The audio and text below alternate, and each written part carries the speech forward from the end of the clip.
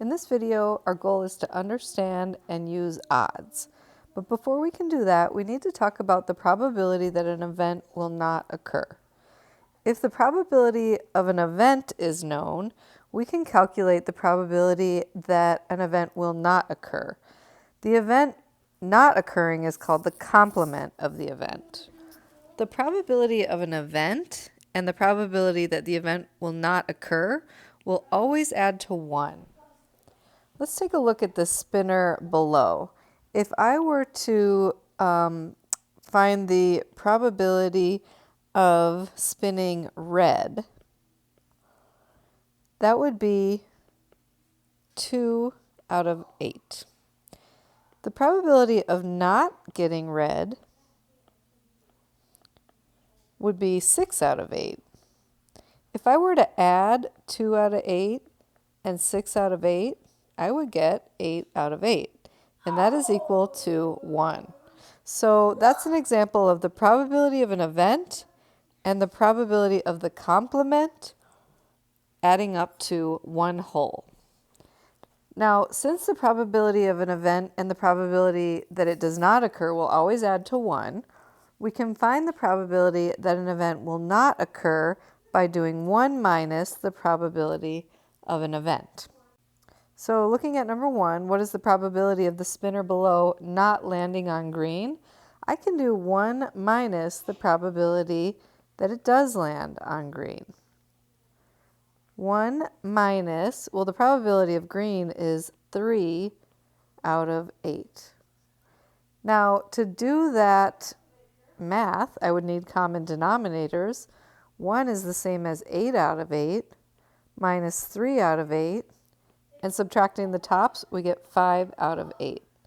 That would be the probability that we do not get green. And if you take a look at this spinner, there are 1, 2, 3, 4, 5 outcomes that are not green out of 8 total. Number 2, the probability that Mrs. Snow will win a raffle is 7 out of 3,000. What is the probability that she will not win the raffle? Well, imagine that I have 7 tickets out of 3,000. How many do I not have? I can subtract my total minus 7, and 2,993 tickets do not belong to me. So the probability of not winning would be 2,993 out of 3,000. And again, that's equal to 1 minus the probability that I do win. But this would be our answer. And here's one last example. The probability of an event is 0.7. What's the probability that the event will not occur? This time we don't know what the event is, but we know that the probability of an event and its complement will add to 1. So if I do 1 minus the probability of the event, I will get the probability that the event does not occur. So 1 minus 0.7 is 0.3. That would be the probability that the event does not occur. We could change those to percents to make more sense of it. 0.7 is the same as 70%. So if there was like a 70% chance of something happening, 100% minus 70% would be a 30% chance that it does not happen. Now it's time to talk about how to calculate odds. There are 2 types of odds problems. One is the odds in favor of an event, and the other is the odds against the event. And when we calculate odds, our answer is always going to be a ratio, so a comparison of 2 numbers. So let's look at this example. A 6-sided number cube is rolled.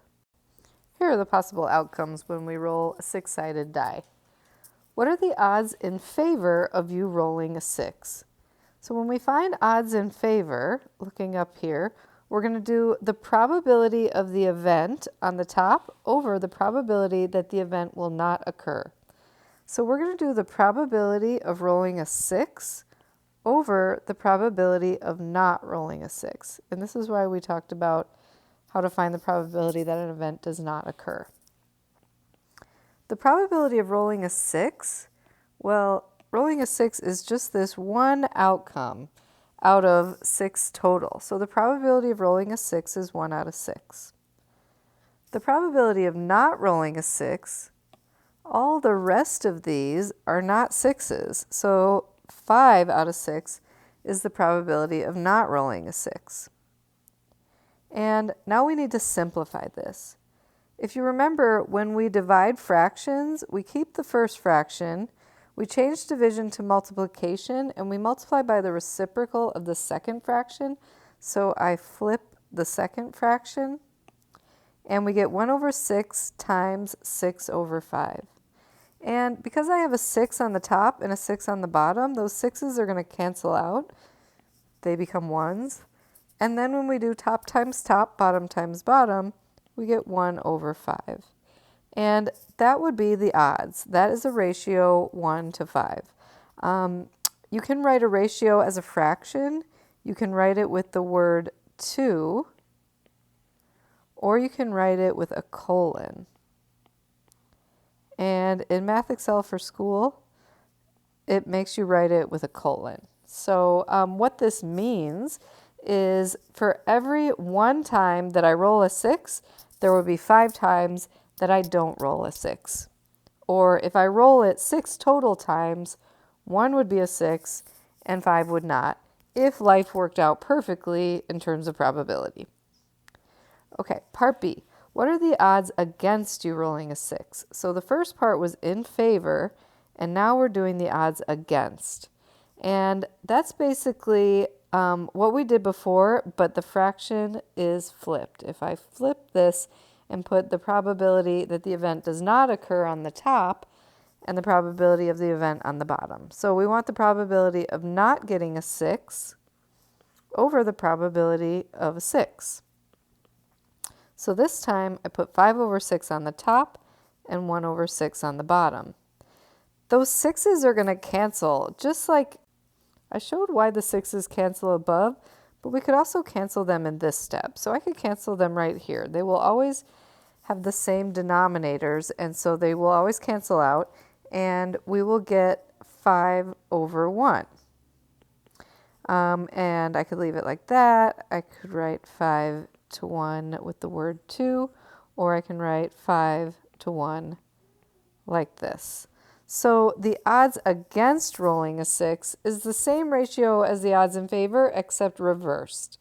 So that would mean for every 5 times that I don't get a 6, there's 1 time that I do get a 6. And here's one last example. The winner of a raffle will receive an autographed picture of Michael Jordan. There were 4,000 raffle tickets sold, and you purchased 30 tickets. What are the odds against you winning the picture?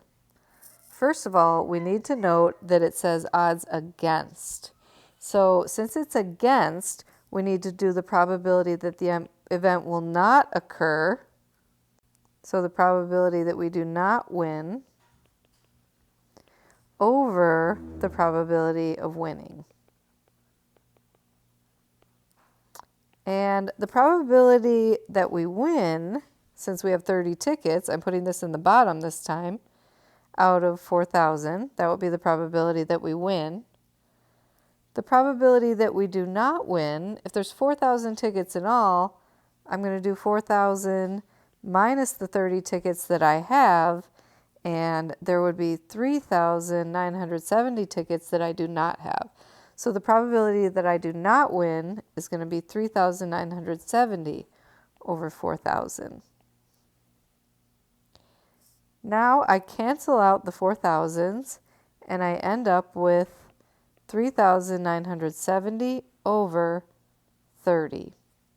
And then I reduce this. If I divide those both by 10, my zeros are going to cancel out. And I would reduce that more if I could, but I believe that's all I can do.